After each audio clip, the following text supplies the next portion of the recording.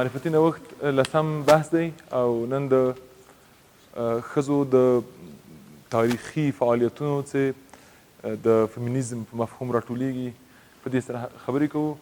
عمده بحث مو دا وي چې د ټولنپېژندنې او د فیمینیزم د فیمینیستي هڅو ګډې نقطې کومې دي، تفاوتونه یې کوم دي.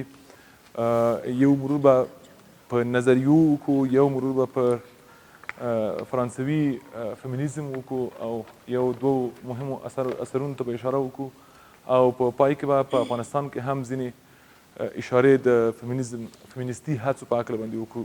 البته تر اوسه پورې هم زه ډېر باوري نه یم چې موږ داسې ځانګړې هڅې په یو خاصه معنا سره درلودلې وي. ولې په هر حال زموږ د نن ورځې بحث دی فیمینیزم. پیل له دې ځایه کوم چې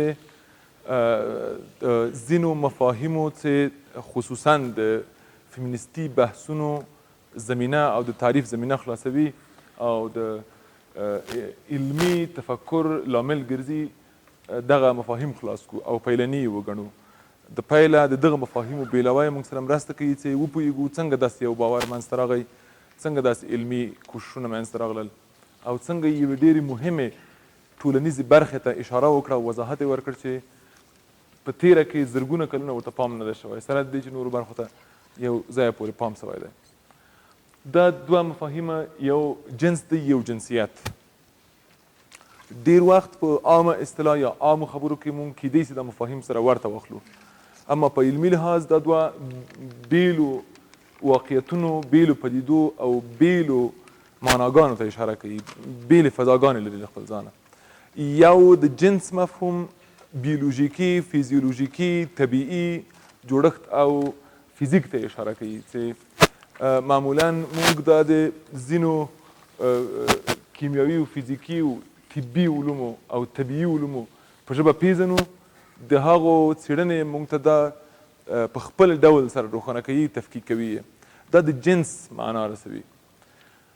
سره د جنس مفهوم یا لفظ په منطق کې هم یو بیله ځانګړې اشاره ده.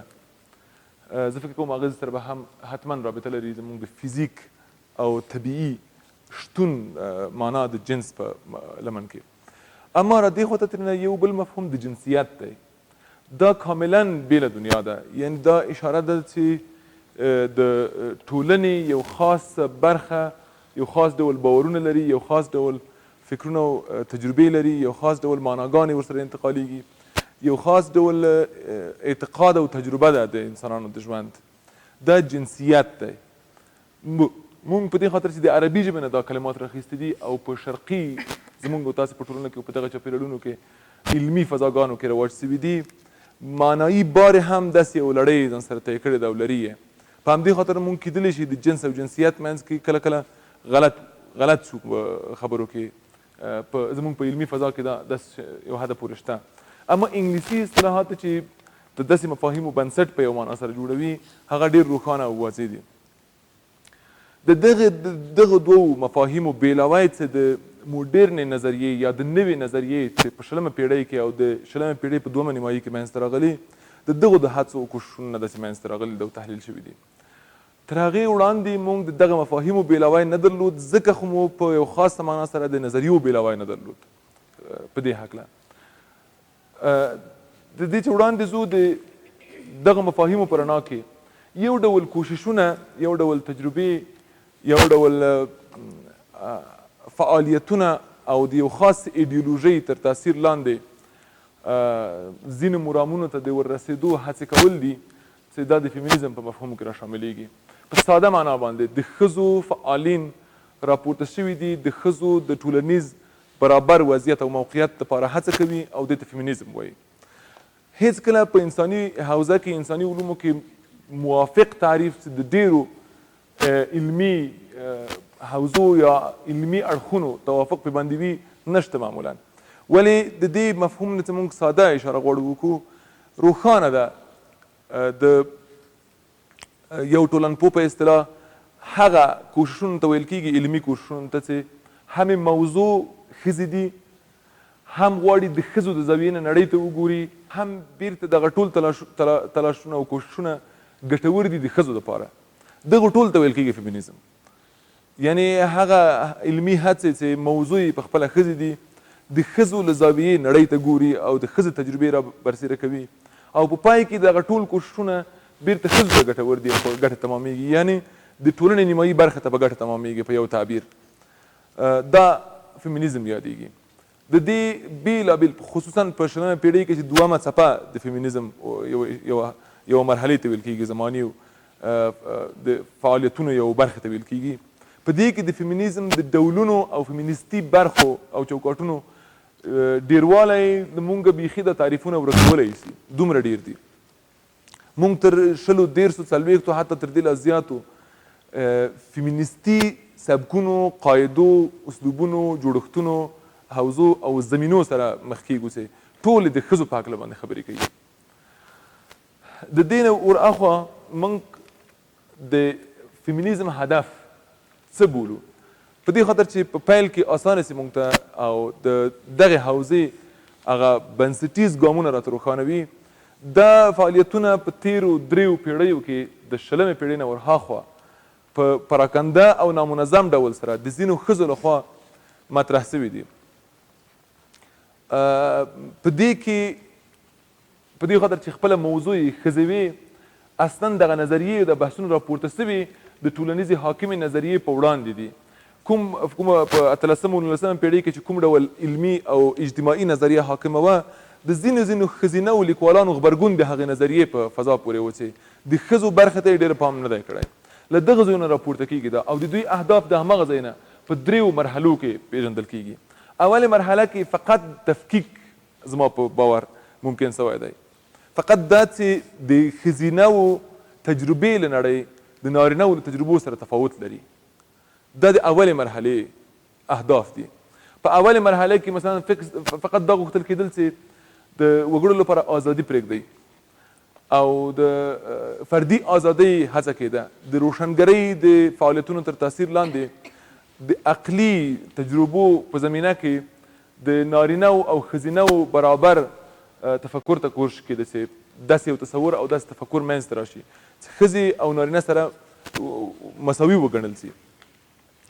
او د دوی اصلي ستونزه هم دا وه چې په ټولنه کې د ښځو موقعیت او د نارینهو موقعیت توپیر لري، د مخکینی توپیر لري، د پخوا د تاریخ نه دا قضیه موجوده ده چې وروسته برداشتونه کې چې تاسو بې دقت کوئ داسې ډول برداشتونو سره مخ کېږئ چې ځینې مثلا راډیکال دي، کاملا دغه ټول لړۍ سره ستونزه لري، ځینې بیا یو حده پورې تعدیل کوي دا سیستم او نظام.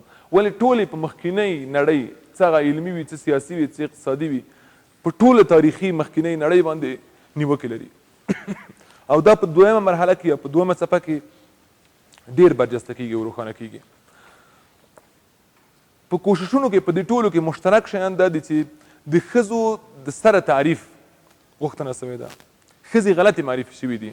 دوی قانع نه دي چې کوم ډول تعریف د ښځو د وجود او ماهیت، د ښځو د فعالیت او د ښځو د شتون نه سوی دی، د ښځو د رول نه سوی دی، د ټولنیز موقعیت نه شوی دی. دا قانع کوونکی تعریف نه دی. غوښتنه دا ده چې باید د ښځو تعریف د سره وشي. ورسره ځینې اهداف او د برابرۍ غوښتنه د تفاوتونو په درلودلو سره د برابرو امتیازاتو ویشنه او درلودنه هغه غوښتنې وې چې دوی په پیل کې درلودې. په ځینو نورو مرحلو کې مثلا د رایې غوښتنه کړې ده، د رایې حق. په ځینو نورو مرحلو کې مثلا د مالکیت غوښتنه یې کړې ده چې موږ باید مالکان واوسو. مثلا مېرمنې د نړۍ نه لکه څنګه چې نارینه د ځینو شیانو مالکیت لري، ښځې هم داسې مالکیت ولري. په ځینو نورو مرحلو کې د سیاسي موقفونو مثلا د نمایندۍ غوښتنې شوي دي چې موږ باید وسو کولی دا وضعیت ولرو. بیا وروسته په 20مه پیړۍ کې او د هغې نه را دېخوا د فلسفې نه په استفادې سره کاملا د نارینهو سره برابر موقف غوښتل سوی دی او مشخص د هغې دپاره هڅې سوي دي چې تر نن ورځې پورې راځي دغه لړۍ. اوس د دوی له نظره اصلي ستونزه دا ده چې جنسیت د ټولنیز توپیر معیار ګڼل سوی. تاسو پام وکړئ، موږ څو مورده لرو، مثلا شتمني، سرمایه. د وګړو په توپیر کې د کارل مارکس او د مارکس او د سوسیالیزم او دغه مفکورو مثلا د کمونیزم د ټولو مفکورو مشترکه نقطه دا ده چې د مادیاتو یا د مالی امکاناتو په سر وګړي متفاوت معرفي سوي دي په ټولنه کې. موقعیتونه د سرمایې د مخې تعین سوي دي چې دی په ټولنه کې څوک دی، په کوم ځای کې باید واوسي. همداسې مثلا ځینې نور مثلا موږ چې علمي دکتورین وایو یعنی معنا دا چې یو شمېر کسان په دې ټولنه کې د عقلي توپیر د مخې یا د علمي توانایي یا برلاسۍ د مخې په یو بل منزلت کې واقع دي، په یو بل موقعیت کې واقع دي. یعنی دلته علم او عقلي تجربه یا دکتورین د دې لامل کېږي چې وګړي متفاوت موقعیتونه خپل کړي. همداسې ځینې نور شیان مثلا مذهب هم دا کار کړی دی. مذهب هم ځینې کسان سپېڅلي کړي دي، پاسې کېنولي، ځینې مثلا په یو بل موقعیت کې ځینې پیروۍ ته کېنولي دي. دا یعنی مذهب د دې لامل شوی دی چې وګړي په ټولنه کې توپیر پیدا کړي، هر یو په یو خاص موقعیت کې کېني. د دوی ستونزه له دې سره ده چې د دوی له نظره جنسیت نه جنسیت د دې لامل ګرځېدلی ده چې په ټولنه کې نارینه بل څوک واوسي، ښځینه بل څوک واوسي. د دوی اصلي نیوکه هم په همدې ده چې جنسیت نشي کېدلی د دې معیار وګرځي چې نارینه د پورته واوسي، ښځینه د ښکته واوسي، یا نارینه د اصل واوسي، ښځینه د فرع واوسي، یا نارینه د مثلا مالکیت ولري، ښځینه د مالکیت نه لري، یا نارینه د مثلا د رایې حق ولري، ښځینه د رایې حق ونه لري، یا دې ته ورته ډېر نور امتیازات او مختلفتونه. دا د جنسیت په معیار سوي او د دوی ستونزه اصلا د همدې جنسیت سره ده چې د ټولنیز ژوند موږ ته کله چې یو تعداد کسانو جنسیت معیار ګڼلی دی او دا معمولا نارینه دا کار کړی دی، ټولنه یې ویشلې ده. مثلا بیا په دې کې یو ګرایش چې د مارکسیستي فیمینیزم دی، هغوی وایي چې له همدې اړخه طبقات منځته راغلي دي. مثلا په فیمینیستي حوزه کې د دوی ډېر مهم کوششونه دا و د فعالینو چې ګواښ وکړي چې ټولنه له خطر سره مخ کېږي، په دې لړۍ چې ځو، په دغه وضعیت چې ځو. د ټولنې اصلي ستونزه په نابرابرۍ کې ده، په بې عدالتۍ کې ده، په توپیرونو کې ده، او مثلا په ستم او محرومیت ظلم کې ده. بناء دغه ټول مفاهیم د دوی له نظره د نارینهو لخوا په ښځو باندې شوي دي او دا موقعیتونه یې متفاوت کړي دي. په همدې خاطر ټولنه نابرابره ده اوس، او دا په تاریخي لحاظ باندې نارینهو د مخکې نه کړي دي.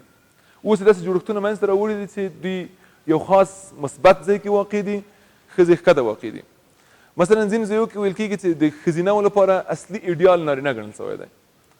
ښځې په دې خاطر چې ارزیابي سي نارینهو سره مقایسه سوي دي، په دې خاطر چې د دوی کمال ثابت سي او وګڼل سي چې مثلا دا څومره کمال لري، هغه نارینه ته کتل سوي دي، د هغې په مقیاس باندې د دې کمال منل سوی دی، یا اعتراف پې سوی، یا ننګول سوی دی، یا نیوکه پې باندې سوی ده. د دوی اصلي ستونزه هم په همدې کې ده چې مثلا دغه معیارونه د کوم ځای نه راغلي دي، ولې باید نارینه د ښځینهو لپاره معیار واوسي. دې ته باید پام وکړو. زما خپله برداشت خو دا دی چې بعضې وخت کېدلی شي دا تفاوت او دا زیږوالی د دې بحث فیمینیستانو دومره جدي کړی او لوی کړی دی چې کېدای شي نارینهو دومره نه وی کړی. دا خبره هم ده، همدومره یې خطرناک کړې ده چې د ډېرو نارینهو دې ته پام شوی ده چې څنګه دې مسلې نه سوء استفاده وکړي. دا هم ورسره شوی ده او دا د دوی د خپل خدمت د هڅې نه ده چې خپل ځان ته خدمت لري. په هر حال په دې باندې خپلې نیوکې هم شته. په دې ټول فیمینیستي حوزه کې، په د ټول دغه ډول تفکر کې ښځه موضوعیت لري. موضوع د تفکر ده، د ښځې په اړوند فکر کېږي او د ښځې په اړوند برنامې وړاندې کېږي، د حل لارې او ستونزې د نړۍ د ښځو په مناسبت سره څېړل کېږي.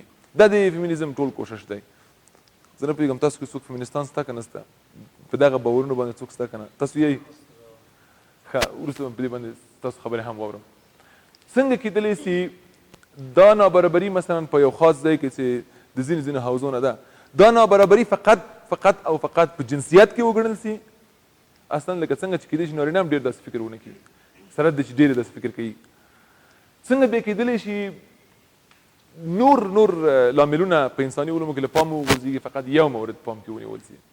لکه مثلا موږ په مارکس باندې همدا نیوکه لرو چې یوازې شتمني نشي کولی چې انسانان توپیر سره مخ کړي.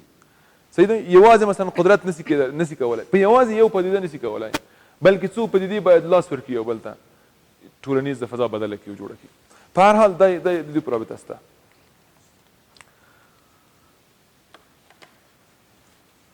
دا لړۍ مثلا تاسو د 19مې پېړۍ په وروستیو کې او د 20مې پېړۍ تر نیمایي پورې په دغه وضعیت کې، په دغه مرحله کې چې ټولنپوهنه هم اول منځته راغلې ده، بیا په دویمه مرحله کې پرمختګ کړی دی. مثلا علمي ټولنپېژندنه منځته راغلې ده، مکتبي ټولنپېژندنه چې مثلا موږ د امیل دورکهایم بحثونو ته اشاره درلوده. د 19مې پېړۍ وروستي کلونه، وروستۍ لسیزه، د 20مې پېړۍ لومړۍ لسیزې، اول او دویم او درېیمې، تر دغې دورې پورې د جامعه شناسۍ بحثونه په یو خاص ډول سره په نورو موضوعاتو باندې متمرکز دي، نه په جنسیت باندې. په همدې خاطر موږ په ادامه کې اوس وایم موږ په کلاسیکه ټولنپېژندنه کې اصلا د ښځینهو بحث لرو نه بیخي.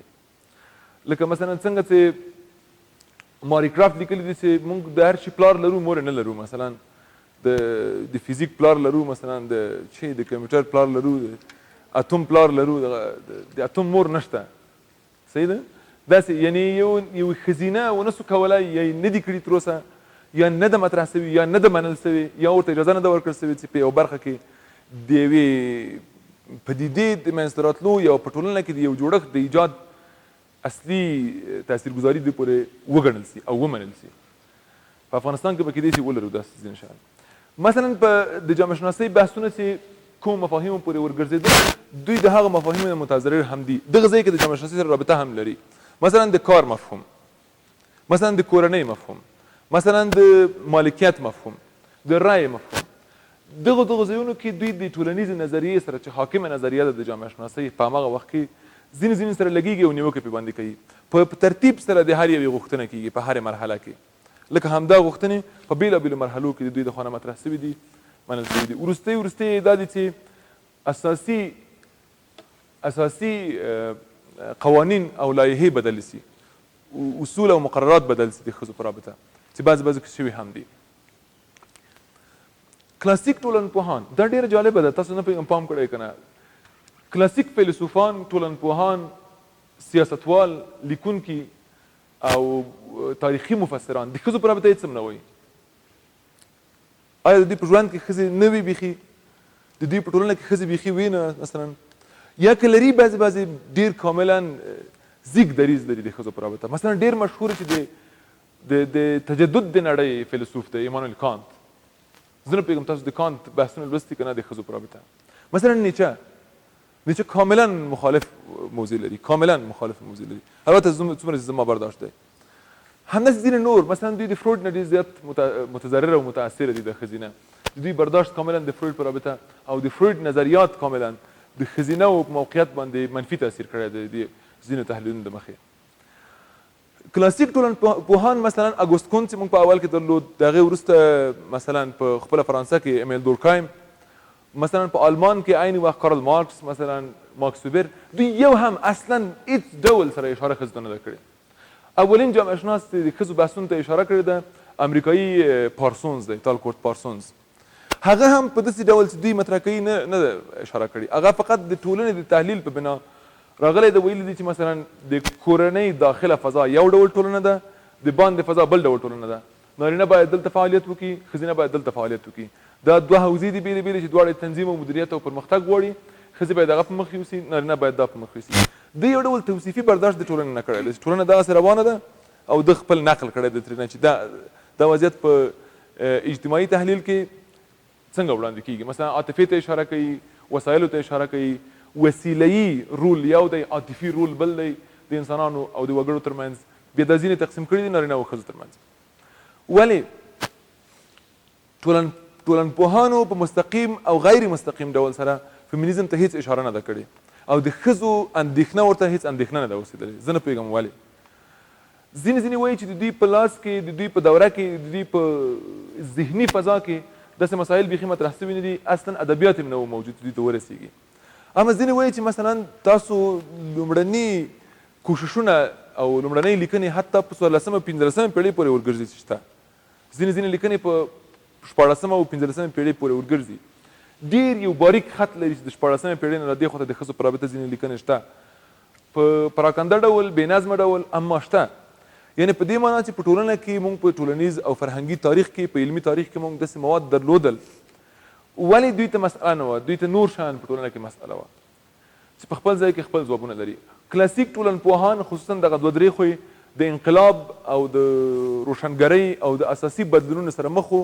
کېدلی سي د دوی لپاره مهمې مسئلې د ژوند او د ټولنې همغه بدلونونه وو، د ټولنې راتلونکې وه، سرنوشت وو، مثلا د ایمان دورکهایم لپاره کار وو، مثلا ځان وژنه وه، دا مسایل وو. دا په جنسیت پورې کېدای سي هېڅ نه وي تحلیل شوي یا نه ورګرځېدل. برعکس په موډرنه مرحله کې موږ ځینې کوششونه لرو او دا کوششونه ډېر اساسي دي. په کلاسیکه دوره کې کاملا ښځې له پامه غورځول شوي. په مدرنه دنیا کې د ښځو په واسطه داسې غني او د پام وړ متنوع بحثونه او لیکنې راوړاندې شوي دي چې هیڅ ډول معقول چلند دا نه دی چې له پامه ترې وغورځوي یا له پامه یې وغورځول شي او پام ورته ونیسي. له دې ور وړاندې فیمینیزم په څو مرحلو کې پیژندل کېدلی شي. ځینې دا تاریخي لړۍ د فیمینیزم د پیله تر شلمې پیړۍ وروستۍ او د 21مې پیړۍ تر پیله پورې چې راوړي په بېلابېلو مرحلو کې تشخیصوي ګوري چې په دې مرحله کې دا خصوصیتونه درلودل، په دې بلې مرحله کې داسې خصوصیتونه درلودل، په وروستۍ مرحله کې داسې خصوصیتونه درلودل. ځینې د همدې جریان نه د امواجو برداشت لري، څپې په یو مرحله کې یو څپه لري، یو کې پورته کېږي موج اخلي بیا راښکته کېږي، په بله مرحله کې بیا موج اخلي د ځینې کسانو د فعالیتونو په نتیجه کې، او په دریم موج کې موږ اوس واقع یو. دا د دوی ویشه ده د فیمینیزم په هکله باندې چې په بېلابېلو مرحلو کې پېژندل شوې ده. په هر حال پیلنۍ یې کلاسیک لیبرال نظریه ده، یعنې د فردي ازادۍ کلاسیکه نظریه ده چې په کلاسیکه دنیا کې له موډرن دنیا نه ورهاخوا د فردي ازادۍ لپاره مبارزه کوله. د دوی په دوران کې یا هغه کوششونه چې په دې دوره کې د فیمینیزم لپاره شوي دي، په دو کې لومړنی مورد دا و چې د فردي ازادۍ داسې یو تعریف وړاندې کړي چې هغو کې ښځې هم شاملې سي. معمولا یعنې د هغوی په تعریف کې هغه وخت چې د فردي ازادۍ نه و ښځې نه وې شاملې په څو دلایلو باندې. مثلا د هغې دغه فضا په خپله متاثره د روشنګرۍ نه ده. د روشنګرۍ اصلي فکتور او اصلي عنصر او مورد عقلانیت و کنه، او دا تقریبا منل شوی ده چې هلته هم ښځې عقلاني نه ګڼل کېدې. ځکه خو مثلا د کلاسیکې نظریې په فضا کې په خپله د ښځینهو لیکنې په دې مورد کې دي چې ولې تاسو ښځې مثلا عقلاني نه ګڼئ. په خپله مثلا ماري کرافټ مستقیم هم دا جمله لري چې دا خو هېڅ عقلاني نه ده چې تاسو مونږ انسانان یې وګڼئ اما معقول یې ونه ګڼئ. دا هېڅ عقلاني خبره نه ده، په خپله هم دا خبره عقلاني نه ده د دوی د نیوکو له مخې. دا د دغه دورې په خاصیتونو پورې ورګرځي. په دې دوره کې یو بل اصل هم دی، وګړی د ټولنې وړاندې دی. وګړی اصل دی، ټولنه فرع ده په یو بلې معنا. وګړی د چې ټولنه جوړوي دوی ټولو کې مغالطې شته، خپلې په دغه رقم مفاهیمو بحثونو کې خپلې مغالطې شته. دا رابطې په خپله د نیوکې لاندې دي ټولې. اما د همغه وخت یو فکر دی چې اوس موږ ته په یو ډول سره تر دې حده پورې انتقال شوی، موږ یو ځای پورې باندې پوهېږو. هلته باور دا و چې وګړی اصل دی. دغه وخت کې چې د وګړي د ازادۍ لپاره فکر کیږي او د وګړي د ازادۍ لپاره بندونه پورته کیږي یو ډول سره. مثلا مذهب همغه مورد دی چې د روشنګرۍ په فشار لاندې ځینې بندونه پورته کېدل له افرادو نه. دا یې خاصیت دی. دوم د ازادۍ عقلانیت او فردي کېدو لړۍ ده. معمولا دوی تفسیرونو کې داسې ښکاري چې د ازادۍ او عقلانیت ترمنځ ډېره نږدې رابطه او صریحه رابطه ده. مثلا کېدلی شي سړی داسې فکر وکړي یا داسې یو برداشت ترېنه معقول وي چې تر څو یو څوک هوښیار نه وي یا معقول موجود یې ونه ګڼئ، ازادي د هغه په رابطه معنا نه ورکوي. ازادي که وګړي ته قانع یاستو چې ورکړل سي باید معقول موجودات وي، یا عقلاني موجودات وي باید انسانان. همدغه تعریف باید ترې جوړ سي، یا د انسان نه موږ داسې تعریف ولرو چې دا معقول او عاقل موجودات دي، ځکه ورته آماده یو چې ازادي ورسره ومنل شي یا کوشش وشي چې ازادي ورته تعریف سي. په دې بنا هم د ښځو ستونزې همدا وې چې دوی د دغه عقلي تعریف نه یا د دغه وګړنیز تعریف نه د باندې ګڼل کېدلې په دغه کوششونو او هڅو. دومه مرحله د تجدد نظریه ده، د ټولنیز نوښت نظریه ده. په دې نظریه کې برعکس وګړي هغومره آزاد نه ګڼل کېږي او هغه ډول ازادي ورته نه دي قایل یا هغه ډول موجودات نه ګڼل کېږي چې له ټولنې وړاندې دي. وګړي مقدم نه دي له ټولنې نه، بلکې ټولنه مقدم ده. وګړي د ټولنې زېږنده، ټولنه دې د افرادو داسې جوړ کړي دي. دا د موډرن اجتماعي لړۍ معنا ده یو ډول سره چې راځي. په دې کې اساسي تفاوت دا ښکاري چې د مخکینۍ سره کاملا تفاوت لري. دلته فردي ازادي یا مخکینۍ معنا نشي درلودلی. دلته فردي ازادي همغه ده چې ټولنه یې سړي ته ورکوي. اوس یعنې ټولنه موږ جوړوي، ټولنه وګړي تر حده پورې په دغه شخصیت سره جوړوي. ازادي هم ټولنه ورته ټاکي چې څومره باید ولري. خلا او هغه فضاګانې چې دوی پکې د خلا احساس وکړي او د ازادۍ احساس پکې وکړي، ټولنه یې ورته ټاکي، یعنې محدودیتونه ټولنه ټاکي.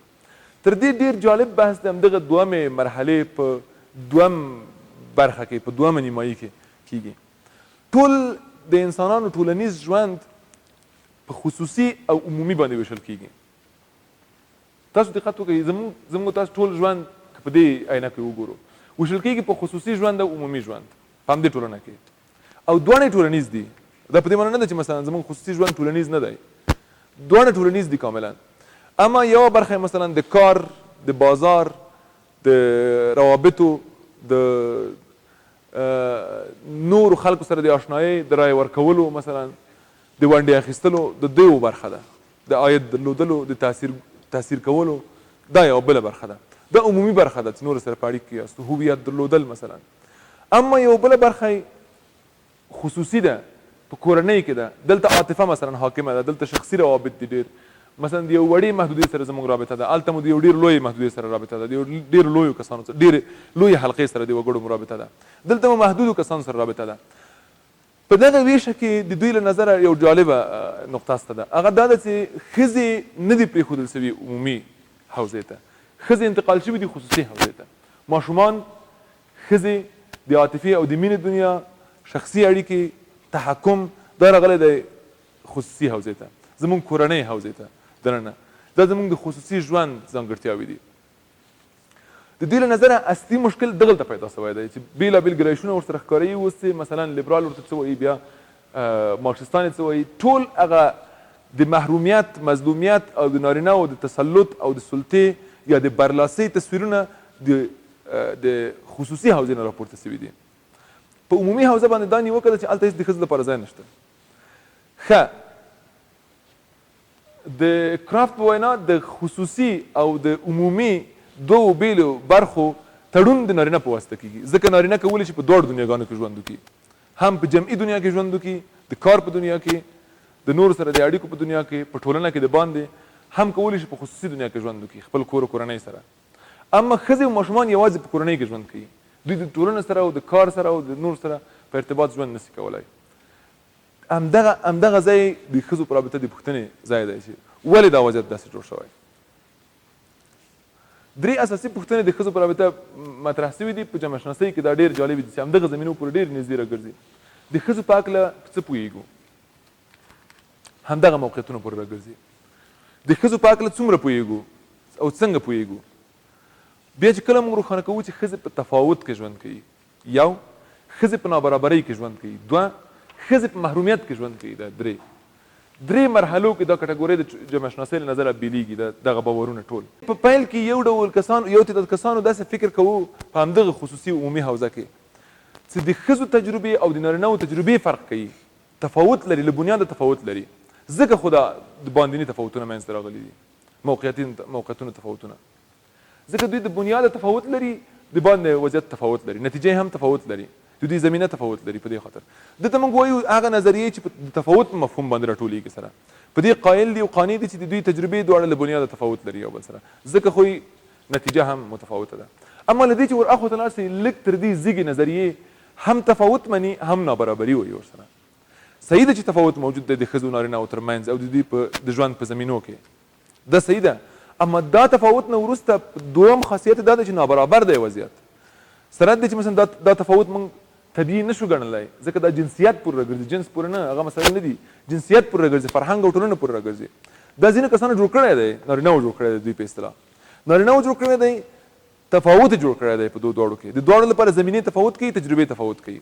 مثلا یو مېرمن په کور کې خپل د عمر ډېر کلونه تېروي، د دې تجربې د نړۍ نه انسان پېژندنه یې، مثلا اړیکې، عاطفه یې، ژبه یې، زده کړې، عقلي وده یې، ټول یې خو همدې حوزې پورې مربوط دي، د همدې فضا نه متاثر دي. برعکس د نارینهو مثلا د دواړو فضاو نه متاثر دي، همدې لپاره ډېره وده کوي. ښه دا خو تفاوت دی یوازې.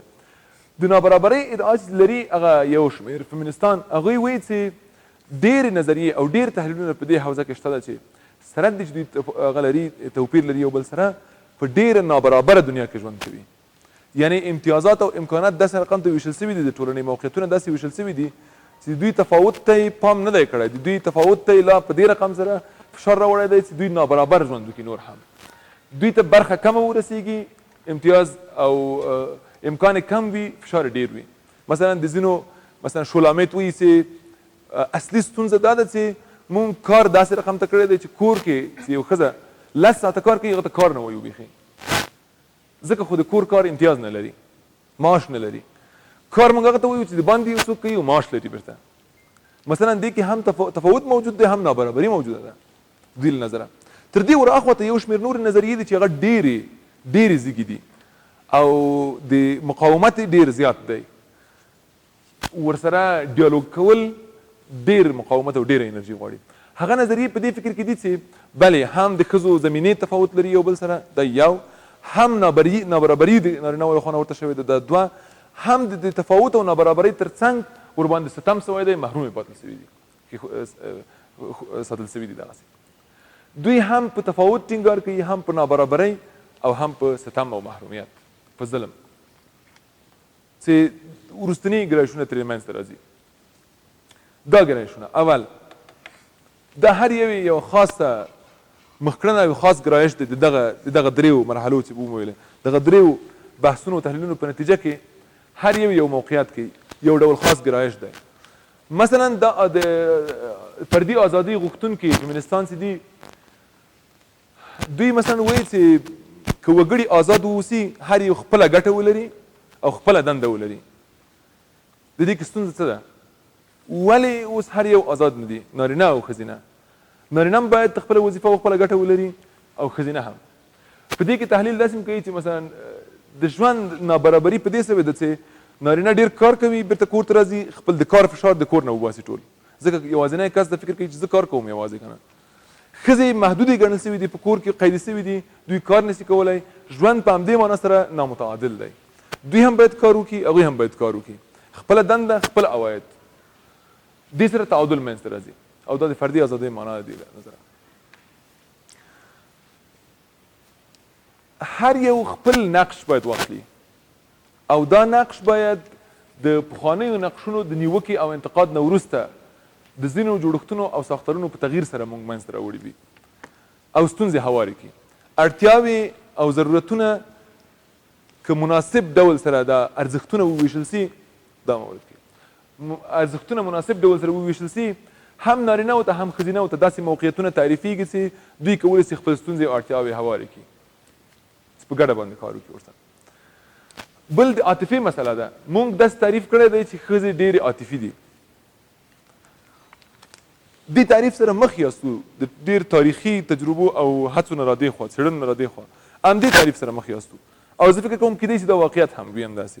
اما دا په دې معنا نه ده چې دا ذاتي دي دا مسله. زه فکر کوم دا به ذاتي نه وي کیدای شي، دا به کیدای شي د همغه کورنۍ تجربې، د همغه چاپېریال چې ښځې پکې وده کوي او ژوند کوي او پوهېږي، د هغه ټول تاریخي هویت او تاریخي فشار چې د ښځو په رابطه شته، دوی مهربانه، مثلا دوی د فشار لاندې، دوی زړخوږي، دوی عاطفي ساتلي دي.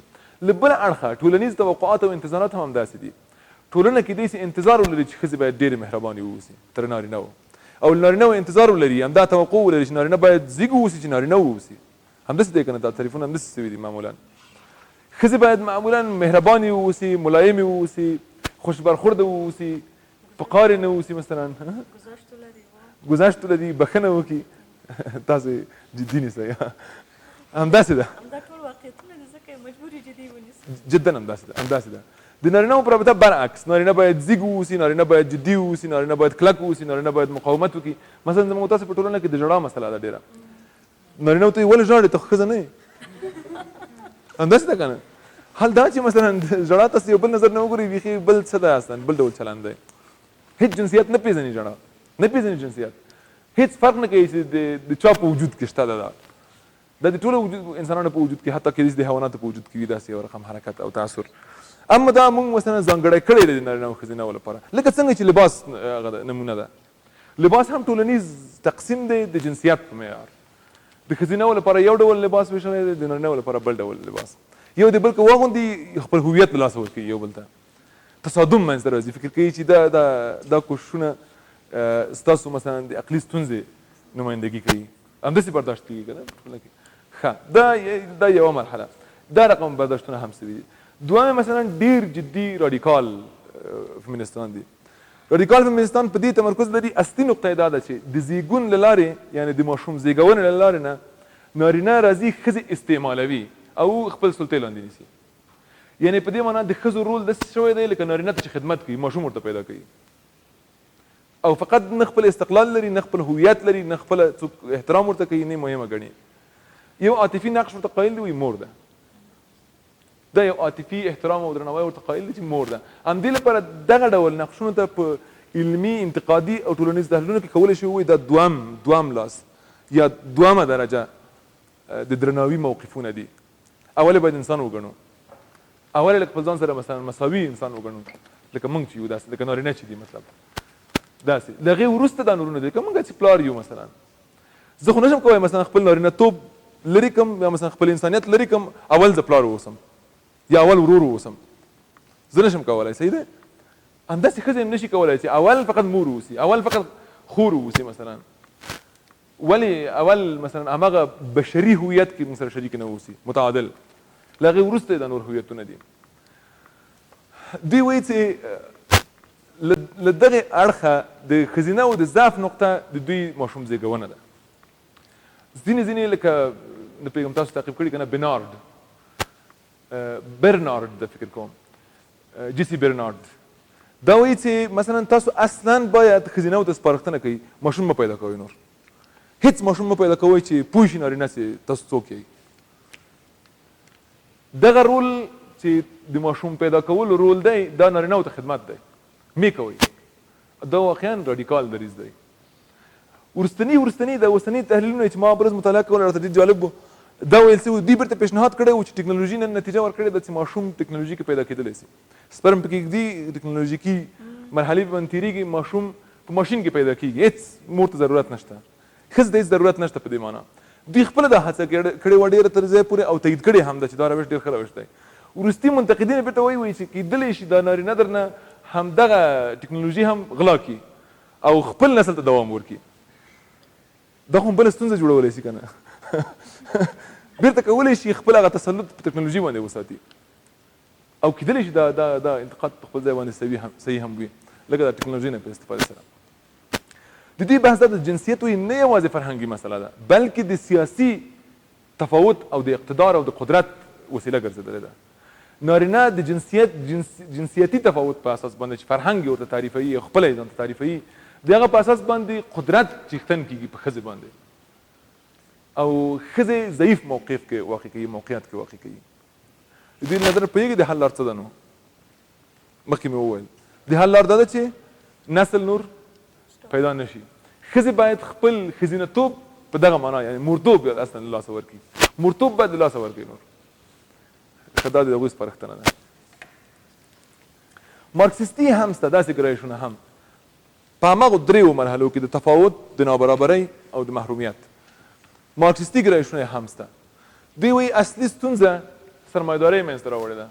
نارینه سرمایه لري، نارینه مالکیت لري، شتمني لري. همدا چې شتمني لري ښځې او یو شمېر ډېر نور نارینه ورته مجبور دي.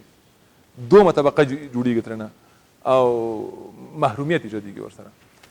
تاسو مارکسیستي تحلیلونو سره بلد یاستئ که نه؟ مارکسیستي تحلیلونو سره بلد یاستئ، ټول همدغسې ده. سوسیالیستي او مارکسیستي ډېر نږدې همدغسې تحلیلونه لري تقریبا. د دوی ډېر کوشش په دې اوسه چې کار تعریف کړي او د کار د تعریف سره جنسیتي تفاوت د کار په تعریف کې چې دی هغه وباسي. کار باید د نارینهو لپاره نه تعریف شوی یوازې، کار باید د ښځینهو لپاره هم تعریف شوی. کار باید په دې بنا باندې جنسیت معیار ځان ته ونه ګڼي چې نارینهو ته د کار په بدل کې ډېر امتیاز ورکړي، ښځینهو ته کم امتیاز ورکړي. ښځینهو ته چانسونه کم ورکړي، نارینهو ته چانسونه ډېر ورکړي. د ښځینهو کار کم وارزوي، ضعیف یې وګڼي، د نارینهو کار ښه وارزوي، قوي وګڼي، مهم یې وګڼي. دا باورونه هم شته. تاسو که دقت وکړئ دا باورونه د کار په رابطه شته. موږ معمولا فکر کوو چې ښځې دا کار نشي کولی. همدا فکر موږ ته مثلا د ذهن کې د ټولنې نه راځي او پاتې دی همداسې. دا نیوکه ده پرې باندې کېدلی شي شتمنۍ یوازې دا لړۍ نه وي بېله کړي، کېدلی شي نارینهتوب په خپله دا لړۍ بېله کړې وي. ولې په دواړو صورتونو کې د فیمینیزم خبره په خپل ځای صحیح ده، دوی انتقاد صحیح ده. یو بل ګرایش سوسیالیستي ګرایش دی. سوسیالیستي ګرایش یعنې د ټولنې په اصالت باندې راګرځي. دوی وایي چې خصوصي مالکیت باید د هېر چا نه وي، لکه سوسیالیستان همدغه باور لري. یو کس که د یو څه شي مالک سو په ټولنه کې دا نابرابري منځته راوړي. بناً ټوله شتمني د ټوله ټولنې ده. څومره چې زه پوه شوی یم ټوله شتمني د ټولې ټولنې ده. وګړي فقط د خپل ضرورتونو په اندازه باندې د هغې حق لري چې استعمال کړي. او دې کې هېڅ تفاوت نشته د نارینه او ښځینه و. هېڅ تفاوت نشته د نارینه او ښځینه و. دوی وایي چې په همدې ځای کې تفاوتونه منځته راغلي دي او دا فرهنګي دي په هرې ټولنه کې په هرې تاریخي زمانه کې په هرې دوره کې. سوسیالیستي فیمینیزم وایي چې مشکل په دې نه حل کېږي چې تاسو فردي ازادي وغواړئ. د ټولې ټولنې په سرنوشت باندې کار باید وشي. د ټولې ټولنې سرنوشت خراب شوی دی په نابرابرۍ کې، خصوصي مالکیت کې. د ټولې ټولنې فردي ازادي مشکل نسي حلولی که تاسو افرادو ته ازادي ورکوئ. هغه کسان چې مثلا داسې ګمان کوي چې افرادو ته ازادي ورکوي کیدلی شي دوی هر یو کس د خپل شخصي ودې له لارې نه ټولنه بدله کړي. دا د سوسیالیستي مفکورې سره غلطه ده، مقابل کې ده، تضاد کې ده. سوسیالیستي مفکوره وایي چې اصالت د ټولو دی، اکثریت باید تغییر وکړي، اکثریت ته باید افراد قرباني سي، افراد باید د ټولو ټولنې لپاره تیر شي په داسې بنا باندې.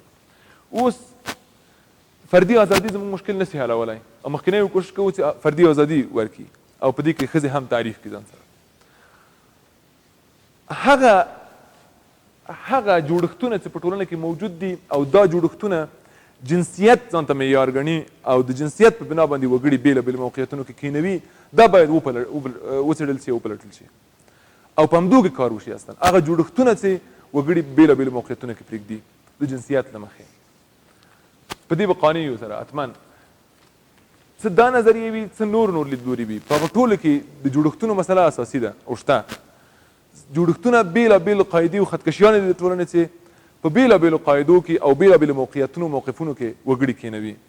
د سن له مخې همدا اوس تبعیض او تفاوت موجود دی، د جنسیت له مخې موجود دی، د شتمنۍ له مخې موجود دی، د عقیدې او د باور له مخې موجود دی، د پوهې له مخې موجود دی، د فعالیت او د کارکړنې له مخې موجود دی. دا ټول شته او انسانان پکې نابرابر ډول سره معرفي کېږي او تعریفېږي او اصل کې برابر چې د وروسته کې د هغه په نظریه کې وایم د سیمین دوبوار.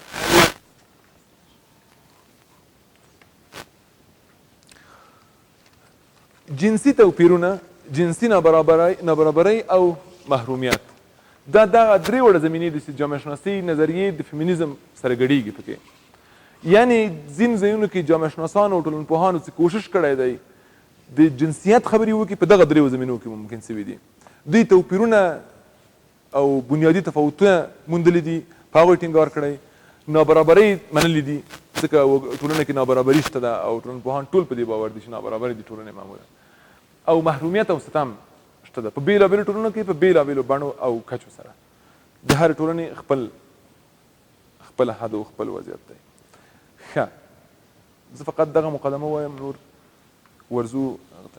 دا سیمین دوبوار ده. سیمون دوبوار هم بعضې ځایو کې لیکل شوی دی، سیمین دوبوار هم لیکل شوی دی.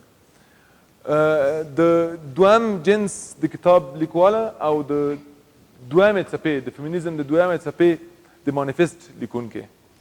د دې نظریات او د دې مهم ټکي چې د وقفې نه به وروسته راواخلم ډېر اساسي او بنیادي دي او تقریبا مونږ ټولو نارینهو ته په یو خاص ډول سره چلنج راکوي. مونږ باید په خواصو باندې تمرکز ونه کړو. شتون اصل دی. که زه اوس هم کولی توضیح کړم په اګزیستاني سټډیزم کې دوه خبرې دي ټولې. هغه خبر دا دی چې یو وجود دی، یو خاصیت د وجود دی، ماهیت. یو شتون دی، یو څرنګوالی دی، څرنګه شتون. د دوی باور دا دی چې شتون مهم دی، څرنګوالی مونږ ورته ورکوو، دا ټولنه ورته ورکوي. څوک چې شتون ولري په هرې ټولنه کې، په هر ځای کې، په هرې تاریخي مرحله کې هغه ټولنه هماغه تاریخي مرحله هماغه حاکم شرایط ورته څرنګوالی ورکوي، ماهیت ورته ورکوي. بناء اصل چې دی شتون دی، فرع ده دا ماهیت.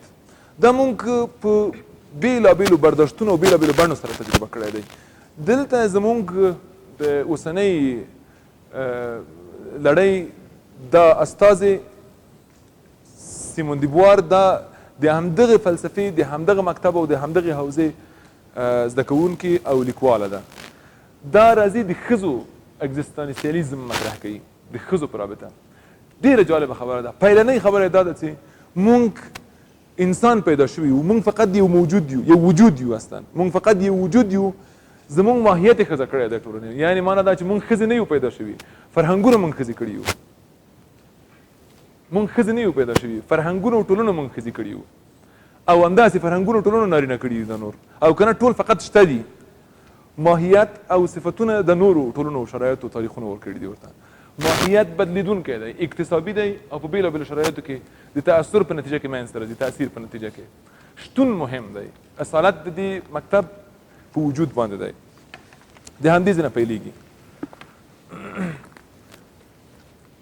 مونږ ښځې نه یو پیدا شوي، مونږ تاریخ، شرایطو، ټولنې او نورو ښځې کړي یو. مونږ ته دوی ماهیت راکړی دی. مونږ ته دوی ویلي دي ستاسو وجود د څه واوسي. مونږ ته دوی ویلي دي ستاسو وجود د څوک او څه واوسي. مونږ ته دوی زمونږ د وجود تعریف ځانګړی کړی دی. زمونږ د وجود ازادي د دوی د ماهیت ټاکلو پورې اړوند شوی دی. زمونږ اشتباه په دې کې ده چې خپل وجود ته مو په خپله واقعیت نه دی بخلی. خپل وجود مو پرېښی دی چې نارینه راته تعریف کړي چې ته څوک یې. دا ماهیت د نارینهو له نظره موږ ته راکړل شوی دی. تاسو ښځې یې. عین قضیه کېدلی شي د نارینهو په رابطه مطرح شي. ولې دلته په دې خاطر چې د فیمینیزم په حوزه کې روان یو، په همدغه بنا باندې داسې راځي. اوس دویم مفهوم د دې دا دی، دویمه اصطلاح په همدې کتاب کې ټول دغه بحث توضیح دی. اصل او فرع. انسانان ویشل شوي دي د جنسیت په اساس باندې، په اصل او فرع باندې. ښځینه فرع ګڼل شوي دي، ښځینه د نارینهو نور ګڼل شوي، نور دي. دا پرته له مونږ دي، غیر له مونږ دي. مونږ یعنې نارینه، دوی نور دي، دوی نارینه نه دي. مثلا دغه تعریفونه منځته راغلي، دا رقم برداشتونه منځته راغلي دي. بنابراین موږ دویم جنس ګڼل شوي یو، ښځې دویم جنس ګڼل شوي. د کتاب نوم دی سیکنډ سیکس، دویم جنس. دریم مفهوم د ټولې فرهنګي افسانې دي، د ټولې فرهنګي افسانې دي چې موږ په تاریخ کې راټولې شوي دي، جوړې شوي دي. هېڅ یو د شتون بنسټ نه لري، هېڅ یو وجود نه لري. ټول ماهیتونه دي، ټول توصیفونه دي چې نورو کړي دي. هېڅ یو اصالت نه لري، یعنې اصل نه دی یو هم. دا باورونه او دا فکرونه او دا رقم پېژندنې دا ټول نورو کړي دي او نورو منځته راوړي، نورو پرېښي دي. اساسا که غواړئ یو کار وکړئ، دا فرهنګي افسانې وننګوئ. د دې ټول کتاب کې دا پیشنهاد دی. فرهنګي افسانې وننګوئ، دا غلطې ثابتې کړي، غلطې دي.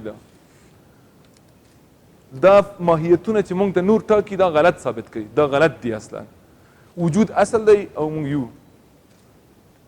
دا چې موږ تعریفوي دا فرهنګي افسانې دي او دا غلطې دي، دا باید پورته کړو. د ښځو نه پوښتنه کوي آیا تاسو کوم ځانګړی په خپل ځان پورې مربوط او اړوند مذهب لرئ؟ نارینهو درته تعریف کړی. تاسو په خپل ځان پورې اړوند تاریخ لرئ؟ نارینهو درته تعریف کړی. تاسو په خپل ځان پورې مستقل اړوند کار لرئ؟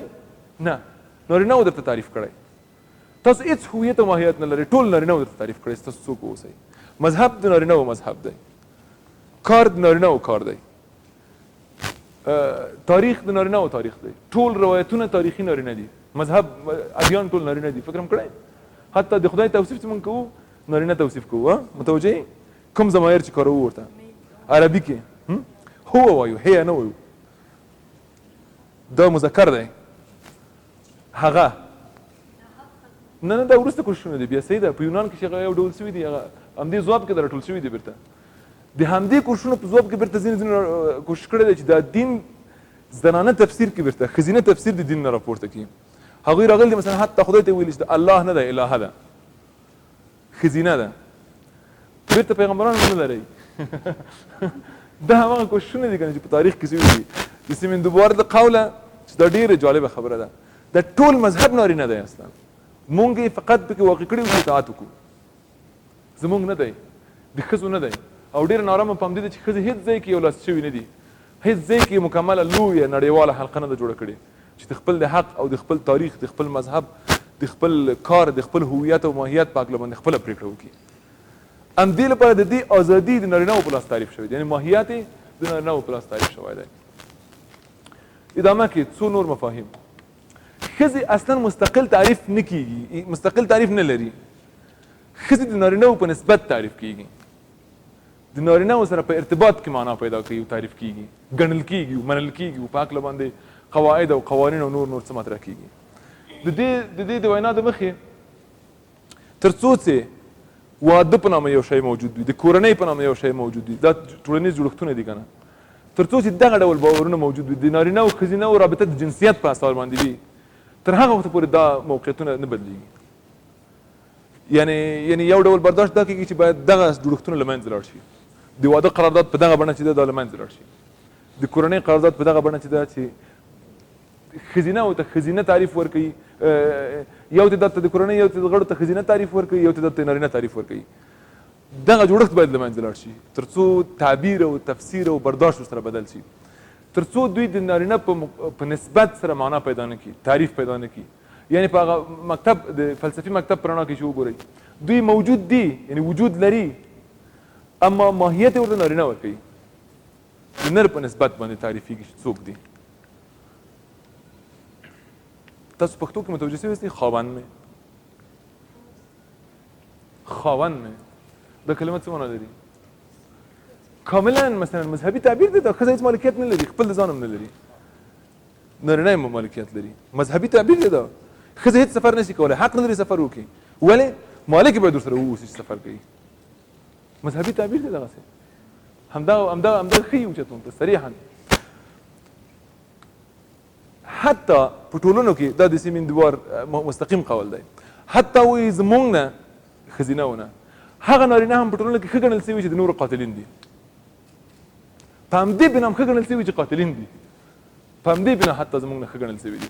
یعنې د نارینه او ښځینهو تفاوت په ځینو ځایو کې داسې هم مطرح شوی دی چې نارینه کولی شي دفاع وکړي، نارینه کولی شي ووژني، نارینه کولی شي تاوتریخوالی ولري، نارینه کولی شي زیږوالی ولري، نارینه کولی شي درندوالی ولري. ښځې نه لري، ځکه خو نه منل کېږي، ځکه خو ښځې دي دوی که نه. دغه تعبیر کېږي. څه مشکل دی؟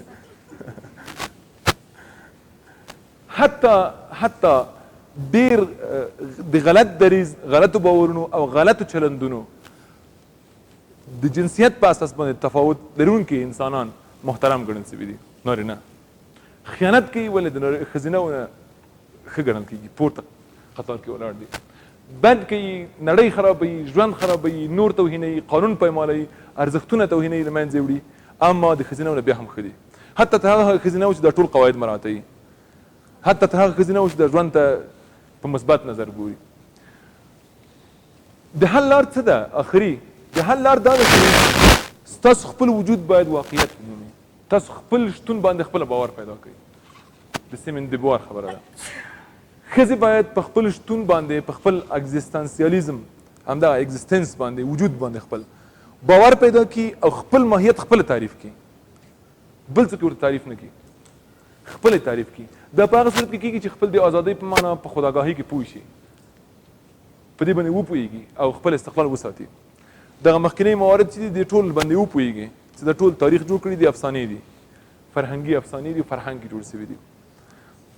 او د خپل ازادۍ تجربه درته هغه وخت ممکن کېږي چې خپل وجود هم واقعیت پیدا کړي، نه هغه ماهیتونه چې نارینهو تعریف کړي دي.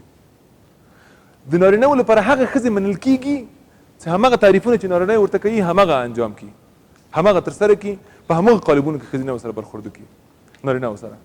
د نارینهو لپاره منل شوي ښځې هغه دي چې د دوی تایید کوي، د دوی فورمونه مني، د دوی فشارونه مني، د دوی ستم مني، په یو معنا د دوی په اصطلاح همغه ښه نارینه دي، همغه ښې ښځې دي. د ښځینه‌توب رول باید خپل ترسره کړي. هغه رول ورته چا ټاکلی دی؟ دا خو ماهیت دی که نه؟ دا وجود نه دی، دا خو ماهیت دی که نه؟ دا چا ټاکلی دی؟ نارینهو ټاکلی دی. نارینه راغلي دي، معیارونه جوړ کړي دي، بېرته تاسو ته وایي چې تاسو د دغه معیارونو له مخې ارزیابي کوو. خو معیارونه موږ جوړ کړي دي. زموږ د معیارونو له مخې تاسو مثلا څوک یئ؟ تاسو خپل تعریف زموږ د معیارونو نه واخلئ. ستاسو هویت، ستاسو ماهیت، ستاسو هر څه ارزښت او ټولنیز موقعیت او هر شی چې دي موږ تعینوو چېرته باید واوسئ، څنګه باید واوسئ. همدې لپاره تاسو یو بعضې احکامو ته ډېر تعجب مه کوئ چې مثلا موږ د ښځو په رابطه باندې ووایو چې دا عاقل موجودات نه دي. کله چې معیارونه موږ ټاکو خو ټول ارزیابي موږ کوو، نو بیا دا خو فرق نه کوي، دا خو یوه نتیجه ده. سلګونه نورې داسې نتیجې شته چې په همدې بنا باندې دي متاسفانه، په همدې فورم کې دي، په همدې زاویه کې دي. مثلا دغه حوزه کې او دغه عرف کې او دغه عقیده کې چې موږ لویږو، معمولا ښځې نشي کولی ولو که ډېر زیات تقوا مو لري نارینهو سره برابر واوسي. ښځې نشي کولی ولو که ډېر زیات زحمت وباسي د نارینه برابر کار وکړي. اعتماد پرې باندې نشته. نتیجه که بیخي مساوي هم وي نه منل کېږي، ځکه معیارونه زموږ دي چې موږ باید ومنو که ونه منو. کیسه دلته ده. یو ښځینه او نارینه که ډېر زیات زحمت وباسي او کار تقریبا مساوي وي، په دې پورې ارتباط لري چې نارینه څنګه مني بیرته. دا دواړه بیرته یو شی مني که نه مني، بیرته یو شی نه مني. او دا همدغه ځایونه دي چې زموږ بنیادي تفاوت یې برجسته کړی دی. په 1990 کال کې اپریل 5 باندې یو ډېره جالبه پیښه شوې ده. دا د دویم څپې لومړني کلونه دي د فیمینیزم. په دې کې سیمین دیبوار او یو څه نورې مشهورې ښځې د فرانسې پاریس کې راوتلي دي او یو اعتراض یې کړی دی. یو اعتراضیه چې اوږده اعتراضیه ده او دا یې لیکلې ده، دوی ټول د قانون په وړاندې راپورته شوي دي او دا یې خپل غږ یې کړی دی. یو ډول بغاوت د شته قانون له مخې کړی دی. دا هغه قانون دی چې حاکم دی په فرانسه کې، هغه قانون دی چې مثلا نارینه او ښځینه تعریف کړي دي، ټول ته یې مکلفیتونه ورکړي دي. ښځې حق نه لري چې دا مورد ترسره کړي. دوی په همدې بنا کې په همداسې یو حوزه کې سیمین دیبوار راپورته شوې ده، تقریبا 343 ښځې چې دا شمېره په همدغه نوم باندې یادېږي هم راپورته شوي دي. یو مانیفیسټ یې امضا کړی دی، هغې کې لیکلي دي. دا ډېرې جالبې جملې دي، دا پیلنۍ جملې دي وګورئ. په فرانسه کې هر کال 1 میلیون مېرمنې خپل ماشومان غورځوي، سختوي. دا چاره په پټو محکومه چاره ده. د دوی له نظره دا غلطه چاره ده، باید محکومه وي د قوانینو له مخې چې هلته وه. دوی په سختو شرایطو کې واقع کوي، همدغه عمل چې ترسره کوي دوی په سختو شرایطو کې واقع کوي. اما دا د یو ډاکټر په وړاندې اسانه او ساده ترسره کیږي. دا ښځې مجبورې دي چې د چوپتیا او نه ویلو په پوښه ورننوځي. اما سیمین دیبوار وایي اما زه اعلان کوم چې زه د دغه ښځو یوه یم.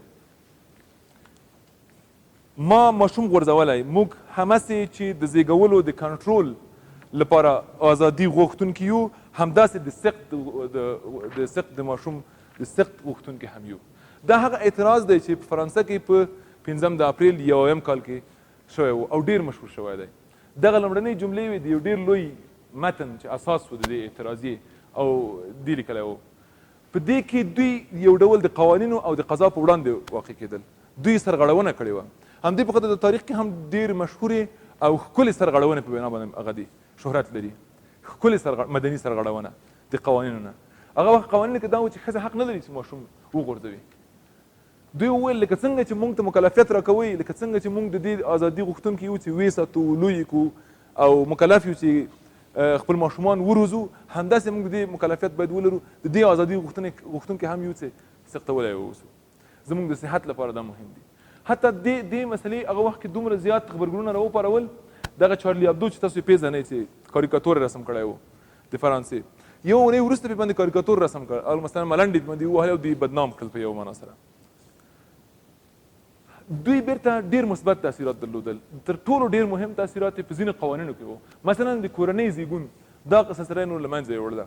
موږ په ډېرو محلاتو کې هم د اوس کورنۍ زیږون لرو په افغانستان کې او دا کاملا غیر انساني او غیر قانوني ده د ځینو اصولو له مخې. اصلا عقلاني نه ده کاملا. یو ډېره خطرناکه مرحله ده، یو ډېره خطرناکه پیښه ده په ژوند کې واقع کېږي، اما په کورونو کې ډېر سطحي ابتدایي او ډېر په عادي نظر.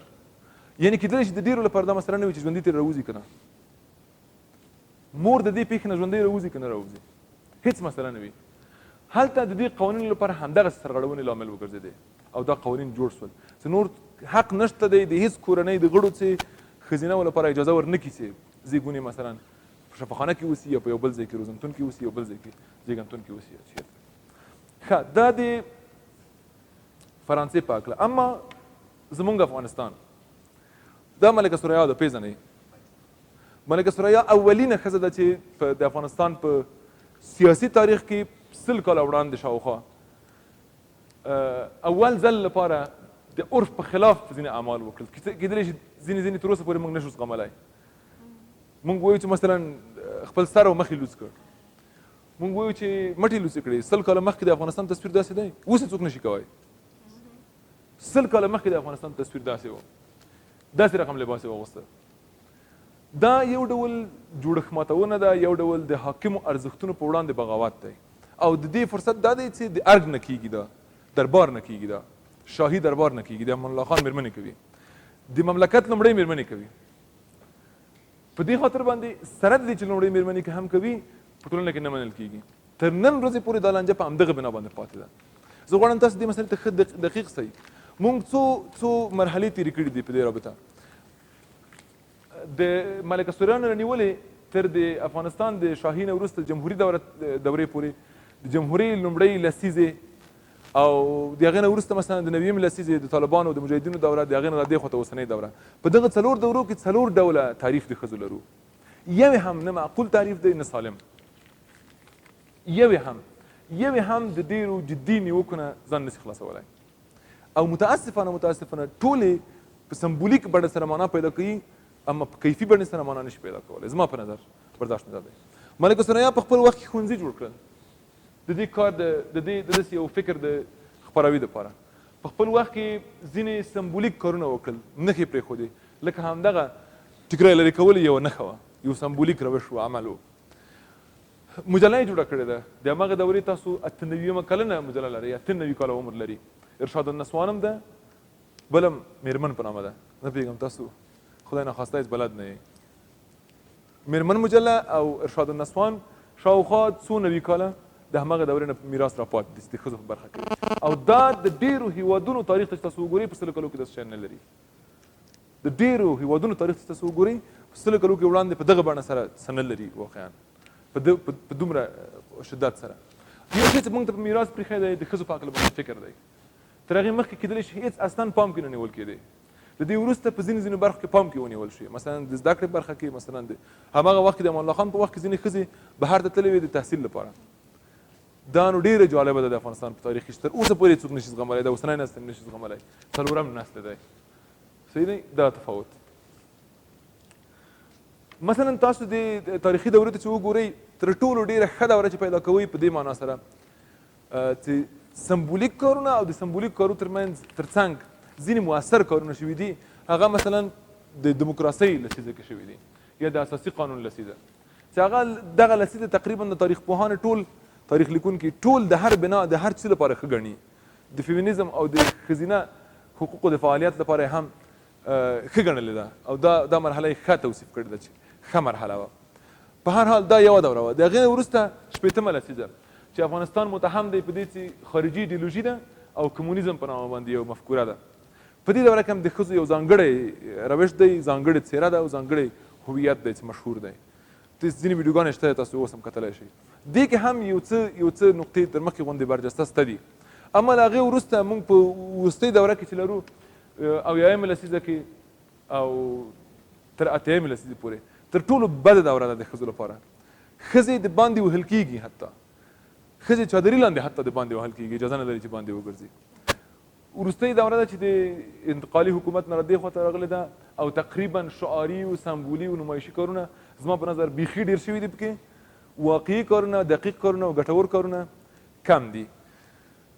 ځینې نور چې اوس جالبه کارونه دي، مثلا د ښځو موږ پوهنتون لرو، دا هم یو سمبولیک کار دی، هم یو ځانګړی کیفي کار دی. د ښځو لپاره ځانګړي پوهنتونونه لرو، ځانګړي تحصیلي دورې لرو چې د دوی ټولو ستونزې مثلا پام کې نیول سوي دي پکې تر یو حده، تر ځایه چې ممکن دی. د ښځو ځانګړې رسنۍ لرو. ښځې کولی شي مثلا په ځانګړي موقفونو او موقعیتونو کې کار وکړي. دا د دغې اوسنۍ لسیزې نتیجه ده. اما ځینې فعالیتونه د دې انجوګانو لخوا نه شوي دي په ولایاتو کې د افغانستان. دا تصویر ښیي موږ ته. دا د ښځو د حقوقو او د ښځو د درناوي لپاره، د ښځو د وجود د منلو لپاره، د ښځو د حق د منلو لپاره دا ډول فعالیتونه شوي دي. ښځو ته په کلیو کې غواګانې وړل شوي دي چې تاسو دا واخلئ په دې خاطر چې مالکیت احساس وکړئ. ما لپاره دا ملنډې دي، د مؤسسو کړي دي، لویو خلکو کړي دي، د تیورۍ په بنا باندې شوي دي. ښځو ته د ماشین د خیاطۍ ماشینونه ورکړل شوي دي. تاسو خیاطي وکړئ تر څو پیسې پیدا کړئ او له دې لارې نه بیا احساس وکړئ چې تاسو خپل وجود لرئ. ممکن دی دا؟ په دې بڼه ممکن دی؟ زه فکر کوم تر دې ډېر چې موږ په خپل اجتماعي وضعیت کې ښځو باندې فشار لرو، په دې روشونو کې تر دې ډېر بد لرو. او دا تصویرونه تر نړۍ تر ګوټ پورې خپاره شوي دي او رسېدلي دي چې د افغانستان ښځو سره کومکونه شوي. تر دې ډېر بد یې دا دی چې د افغانستان د ښځو سره د ستنو کومک وشي، د افغانستان د ښځو سره چرګې او چرګوړي ورکړي ورته چې دوی هغه وکړي، دا شیان وساتي، هګۍ خرڅ کړي. څه معنا لري؟ څه شی غواړئ وکړئ؟ دې سره غواړي چې د ښځو ازادي ورته تداعي کوي په همدې مفهوم په همدې روش. زه فکر کوم د افغانستان د ټولنې د تعریف نه وروسته دوی ټول کې پاتې راغلي دي، ځکه خو دا روشونه غوره کړي دي. دوی د افغانستان ټولنه سمه نه پېژني. دوی فکر کړی دی چې دا به یوازینی روش چې موږ له دې لارې نه د کورنۍ منځ کې مداخله وکړو، د ښځینه حق ورته ورکړو. اوس هم د همدې ماشین مالک هم بل څوک دی، د دې عاید هم د بل چا دی، د همدې غوا د شیدو مالک هم بل څوک دی، عاید د بل چا دی، څوک چې په کورنۍ باندې حاکم دی. دا پرته له یو مسخرې بل هېڅ کار نه دی زما په نظر، او په وروسته کې مې زیات کړ. زما په باور ځانګړې نارینه پوهېدنه دلته موجوده ده. زموږ معرفت چې دی ټول نارینه معرفت دی. دا زموږ ډېره اساسي ستونزه ده. په نړۍ کې هم همداسې ده، په افغانستان کې هم همداسې ده. کوم شی چې د کتاب په نامه، د لیکنې په نامه، د نړۍ د تجربو په نامه، د علم په نامه دلته هم راغلي دي هم لرو، ټول نارینه وکړي دي او نارینه نظر نه تعریف شوي دي او منځته راغلي دي. بناً دا ډېر یو اساسي خنډ دی، نسي کېدلی په دې راحت سره او په دې اسانۍ سره بدل سي. د ښځو وزارت هم لرو چې غیر له سمبولیکو فعالیتونو او دریځونو نه او د چانسونو نه بل کار نه لري. زما خبرې نور خلاص دي په همدې رابطه. په یو بې نتیجې او دردونکي وضعیت سره دا خبرې پای ته رسیږي او فقط د هغو فیمینیستانو د هغو باورونو او فضا ته ورنږدې کېږو چې چندان تمه د دې نه لري چې په لنډو وختونو کې دا ټولنیزه نابرابري په برابرۍ باندې واوړي او کوم خنډونه چې هغوی ګوري هغه خنډونه تر دې ډېر بنسټیز دي چې اوس یې کولی د یو نسل په عمر کې دا بدلون راولي. اما په هر حال بیا هم د ټولو لپاره دا مکلفیت دی چې یو انساني برابرۍ او د انساني ټولنه کې د ژوند کولو لپاره هڅې وکړو. تاسو ټولو ډېره مننه. زموږ راتلونکی بحث دی د ریمون آرون.